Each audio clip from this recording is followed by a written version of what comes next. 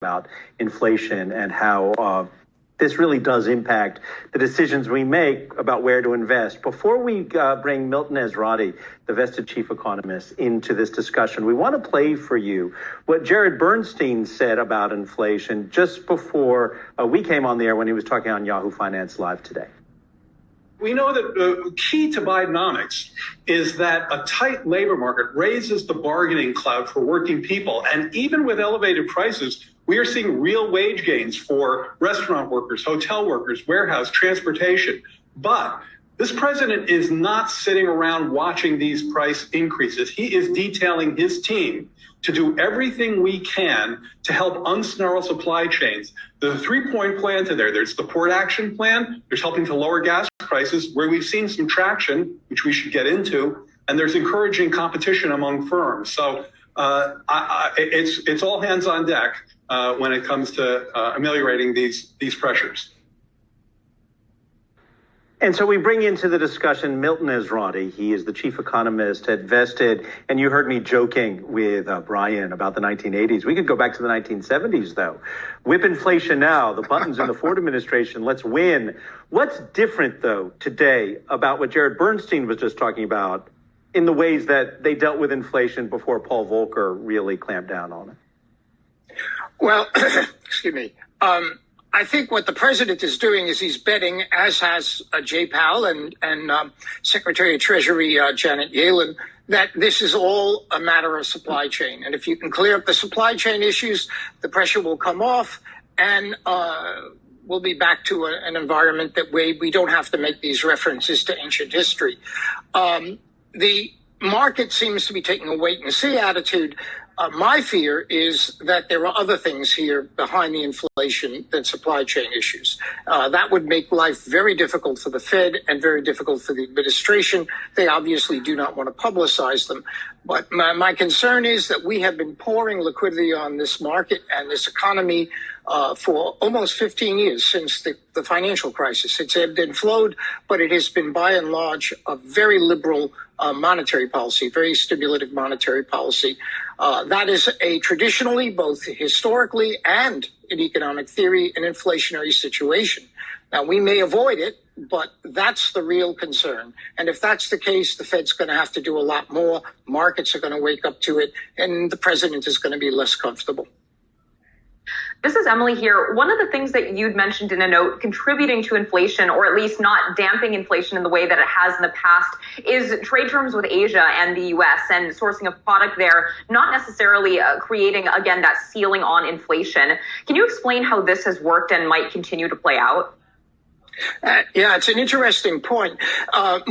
Even Chairman Greenspan many years ago, when he was head of the Fed, pointed out that one of the moderators on inflation for the United States, and one of the reasons he could follow at his time a more liberal or a more stimulative monetary policy, was that a flow of cheap goods was coming in from Asia. And that continues, but the difference is much less pronounced. Wages are rising in China at between 11 and 14% a year, depending on how you measure it. Vietnam, Indonesia, Malaysia, all our suppliers in Asia are seeing these cost increases. And so this particular device to keeping inflation low that we have counted on for, maybe 30 years now, to a greater or lesser extent, is beginning to dissipate.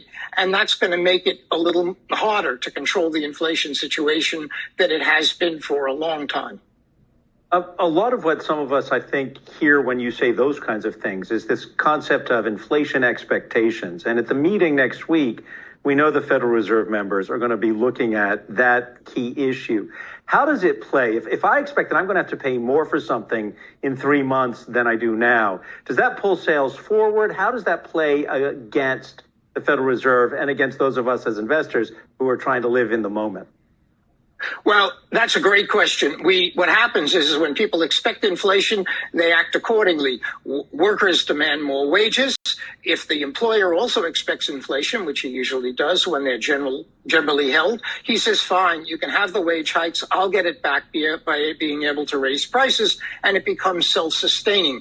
You have people saying prices are going up, so I'm going to stockpile, which of course creates demand, an artificial demand, because it's not final demand. They stockpile, but nonetheless, that's pressure on demand, and that tends to raise prices. So the situation when people expect inflation, it feeds on itself, and that can be very destructive. It not only when it gets embedded in the system, it becomes much harder for the Fed or the federal government, if it takes a hand, to ameliorate the pressures. Speaking of inflation expectations, many economists are expecting inflation increases to move back towards more normalized levels throughout next year and into 2023. Do you think there's a risk then that the Fed may make a policy mistake here and overweigh short-term inflation concerns at the expense of longer-term growth? Well, there's two ways to look at that. If, in fact, it's only supply chains and these economists who say there's nothing to worry about, it's all going to go back, there would seem to be little reason for an extensive change in monetary policy. But the Fed isn't doing that. The Fed is going very cautiously here. It's one of the reasons why the market can take a wait-and-see attitude.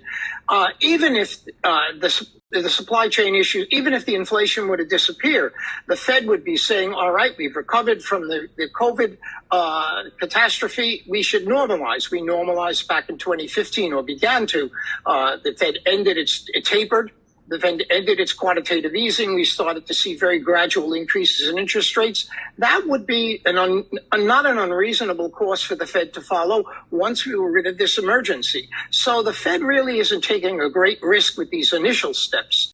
If they suddenly raised rates, that could be dangerous, but they're not going to do that.